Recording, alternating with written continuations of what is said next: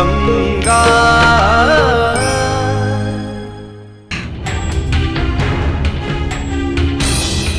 अरे शिव बेटा, ये लो, ये सब तुम्हारे शुभ कदमों का प्रताप है। तुम्हारे घर आने से घर में खुशियों की बरसात होने लगी है। ये लो, लड्डू खाओ। लेकिन माँ जी, ये लड्डू किस खुशी में? गंगा की शादी तय हो गई है, इसी खुशी में।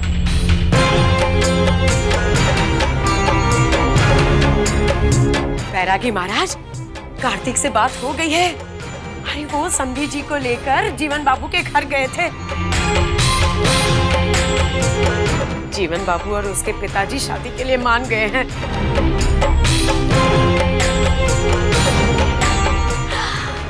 शादी का सारा खर्चा वही लोग उठाएंगे। बड़ी किस्मत वाली है हमारी गंगा, जो उसे ऐसी ससुराल मिली है। अरे वो लोग तो कह रहे थे कि 2-3 दिन में यहाँ पहुँच जाएंगे। शादी की सारी तैयारी करने के लिए कह रहे थे।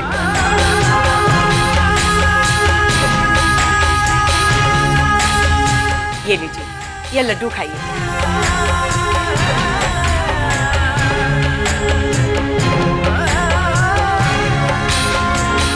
क्या हुआ? लीजिए ना।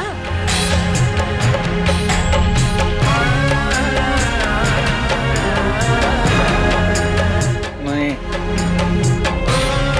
हमारा जी अच्छा नहीं है।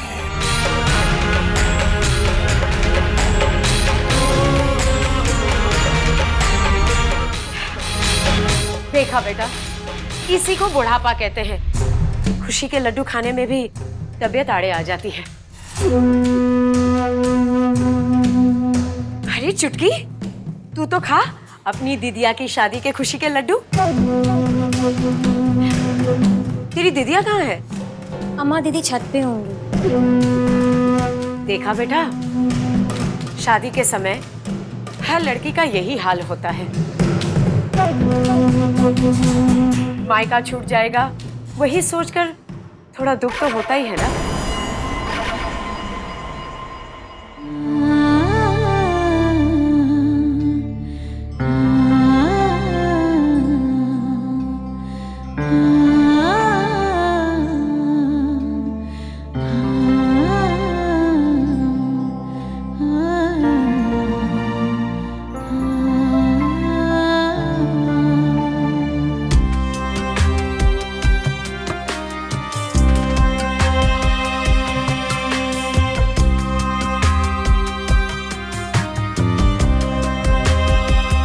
नमस्कार।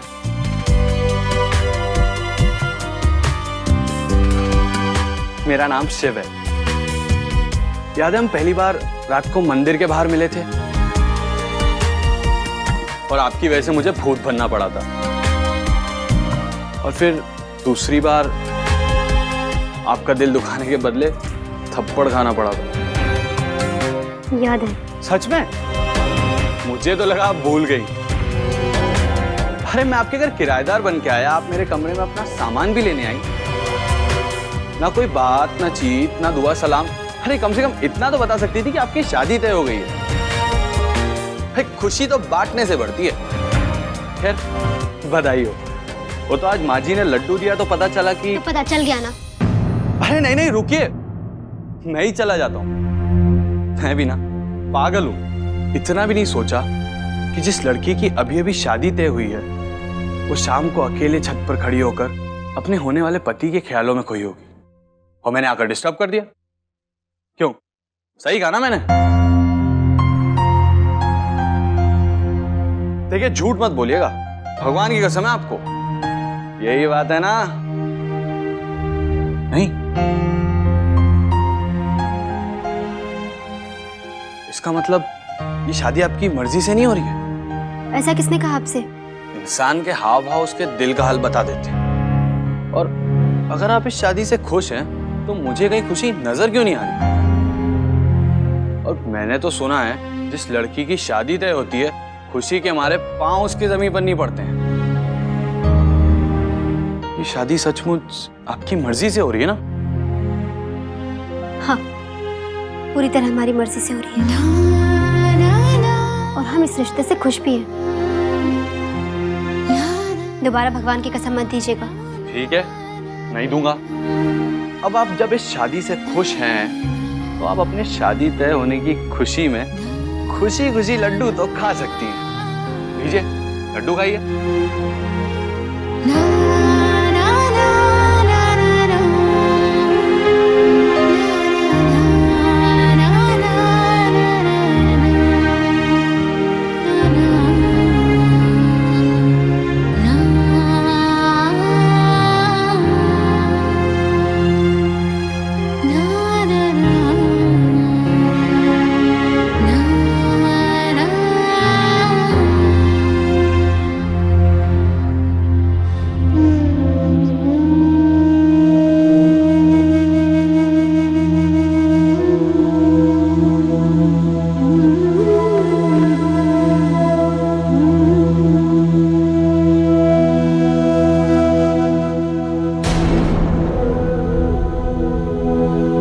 अरे, आप रो रही हैं? मतलब मैंने सही सोचा था, ये शादी आपकी मर्जी के खिलाफ हो रही है। आप ये शादी किसी मजबूरी में आकर कर रही हैं। अरे बोलिए ना, क्या बात है? शायद मैं आपकी कुछ मदद कर पाऊं। क्या मतलब है आपको इन बातों से? हाँ? और क्यों आप हमारे पीछे पड़े? क्या जरूरत थी आपको हमारे ही घर में किराएदार बनकर आने की? अरे मुझे रहने के लिए कोई ना कोई घर तो चाहिए ही था। मैंने सोचा आपके घर किराएदार बन के आ जाऊंगा तो आपकी थोड़ी मदद हो जाएगी। कोई जरूरत नहीं है आपकी मदद की। पता है बहुत पैसे वाले हैं आप, और उन पैसों का बहुत घमंड भी है आपको। वही दिखाने आए हैं ना? गंगा! हाँ माँ, अभी आए।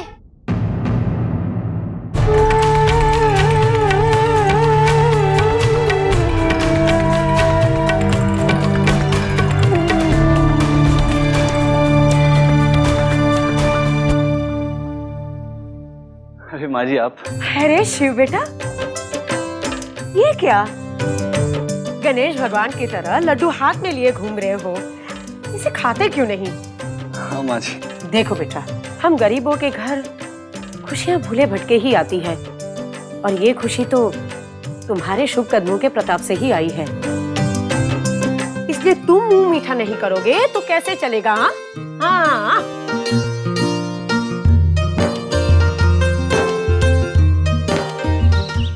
लीजिए लीजिए लीजिए। क्या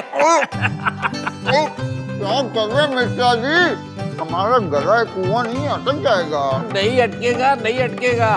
मुंह मीठा कीजिए कन्हैयालाल जी, आपके घर में नई नवेली दुल्हन आने वाली है। बहुत बहुत बधाई हो कन्हैयालाल जी।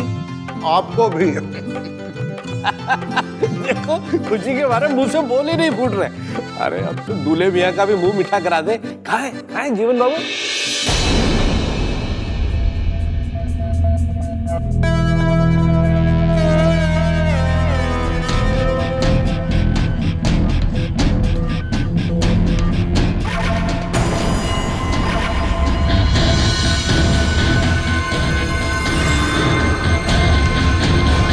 चंदा, ओ चंदा,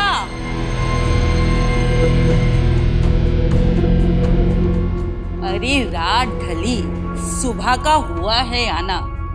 ए चंदा, अपने आशिक को तो जगाना। जीवन बाबू, जीवन बाबू, उठिए जीवन बाबू, उठिए। देखिए सूरज चढ़ गया है। अरे साला, इस सूरज को भी कोई काम नहीं है क्या? रोज रोज चढ़ाता है। हमें हमारी चंदा रानी से दूर करने के लिए मेरी जान अभी तो जाना होगा, लेकिन हम शाम होने से पहले फिर आ जाएंगे। जी बिल्कुल। अरे हम तो नशा उतरने से पहले, शाम रंगीन होने से पहले तुम्हारा नशा चढ़ाने आएंगे फिर से। चल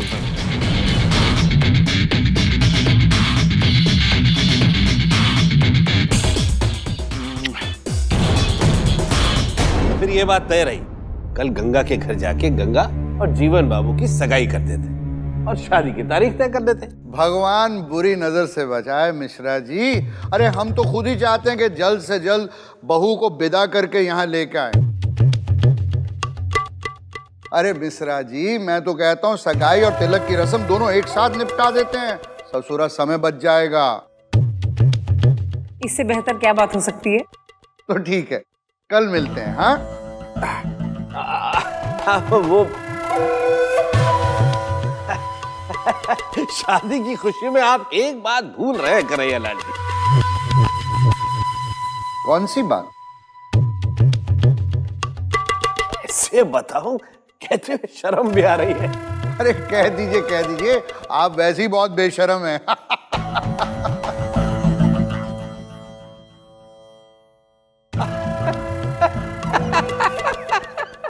बड़े मजाकिया है आप।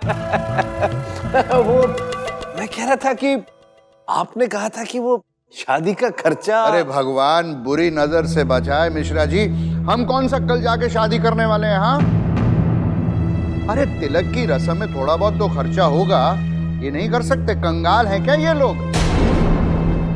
अरे मैं तो कहता हूँ ये तिलक विलक शादी वादी का ड्रामा सारा छोड़ दीजिए और मंदिर में जाके गले में हार डाल के निपटा दीजिए। हाँ नहीं कन्हैया लाल जी, देखिए शादी तो रस्मों के हिसाब से ही होगी।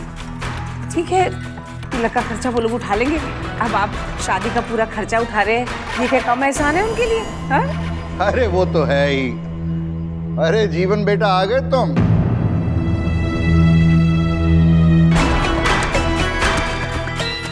अरे आओ जीवन बेटा आओ, सुबह हो गई तुम्हारी। हाँ आज सुबह सुबह हम तुम्हें खुशखबरी देते हैं, कल तुम्हारे तिलक की रस्म है। खुशखबरी? ये आपको खुशखबरी लग रही है? हाँ मतलब कि हमें शादी की बेड़ियों में बांधने की साजिश आपको खुशखबरी लगती है? अरे हम भी देखते हैं कि हमसे हमारी आज़ादी कौन छीनता है। नहीं करनी हमें कोई शादी वादी, अगर आपको करनी है तो आप अपनी शादी कर लो। जा रहे हैं? अरे जीवन बेटा सुनो, जीवन।